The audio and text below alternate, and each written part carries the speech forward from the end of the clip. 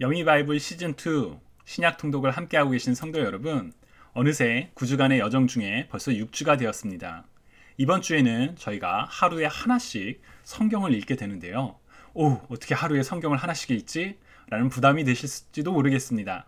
그렇지만 한편으로는 바울이 갈라디아, 에베소, 빌립보, 골로새, 데살로니가 각 교회들을 향한 그 편지를 처음부터 끝까지 읽어보면서 바울이 이런 마음으로 편지를 썼구나 라고 생각하면 하루하루가 좀 더 즐겁고 재밌게 우리가 성경을 읽을 수 있지 않을까 하는 기대가 있습니다.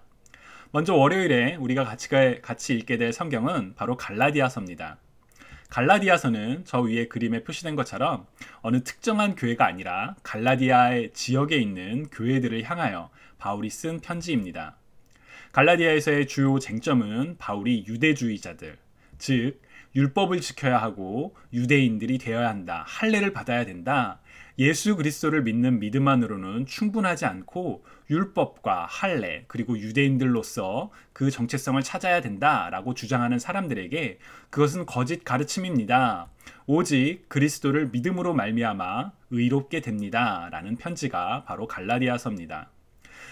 우리가 갈라디아서를 같이 읽을 때 이 질문을 한번 생각해 보면 좋겠습니다.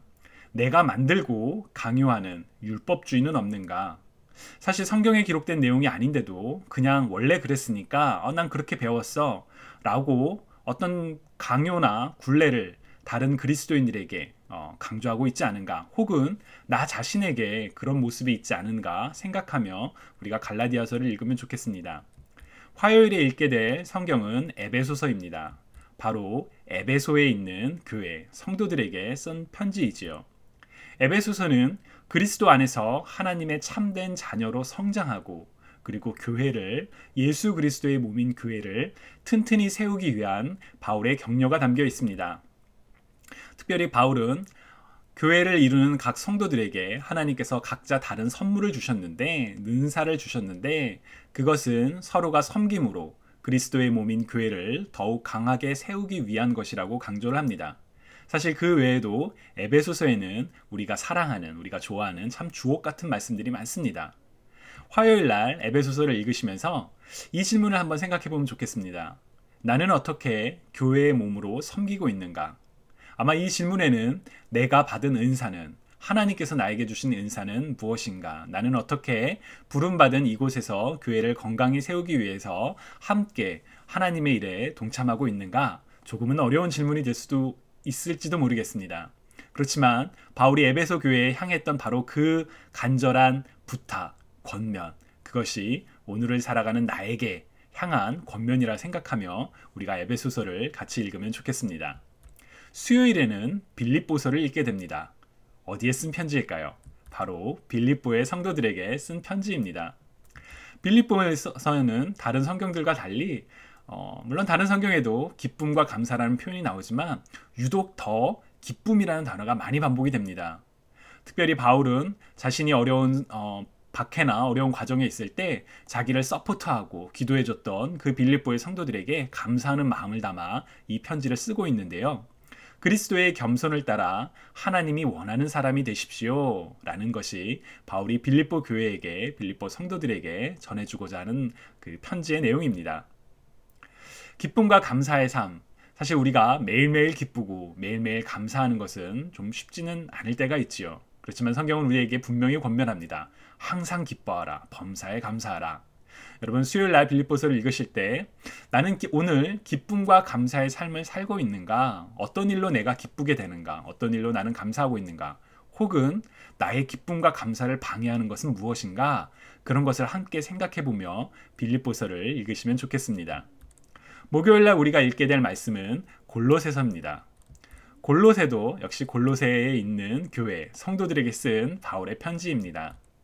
골로새서에서는 다른 서신서들보다 유독 강조가 되는 게 그리스도가 누구이시냐라는 내용입니다. 그래서 사실 골로새서는 짧은 성경임에도 불구하고 예수 그리스도, 하나님과 한 분이시며 우리를 위해 이 땅에 오신 하나님의 화목제, 바로 예수 그리스도에 대한 설명과 그리고 강조가 이어집니다.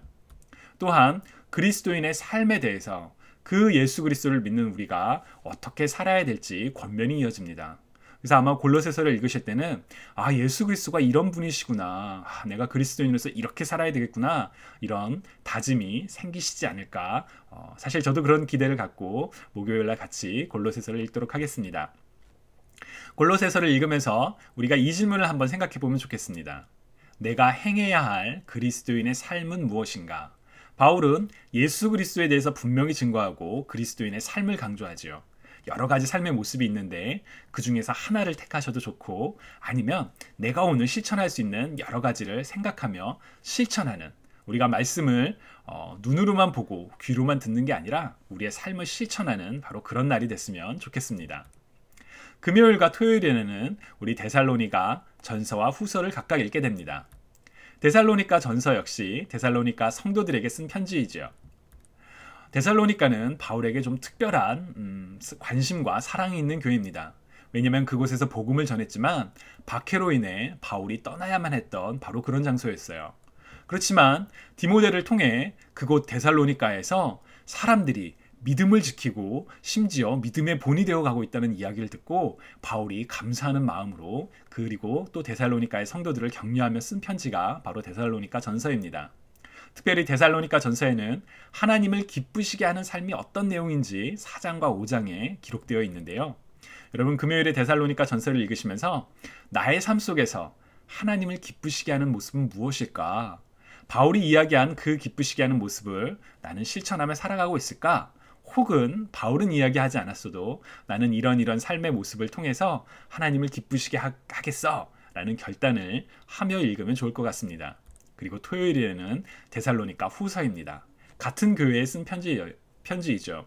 다만 데살로니가 후서는 데살로니가 전서 그 편지가 전해지고 난 뒤 몇 달 뒤에 데살로니가의 안 좋은 소식을 듣고 바울이 걱정하는 마음으로 편지를 씁니다.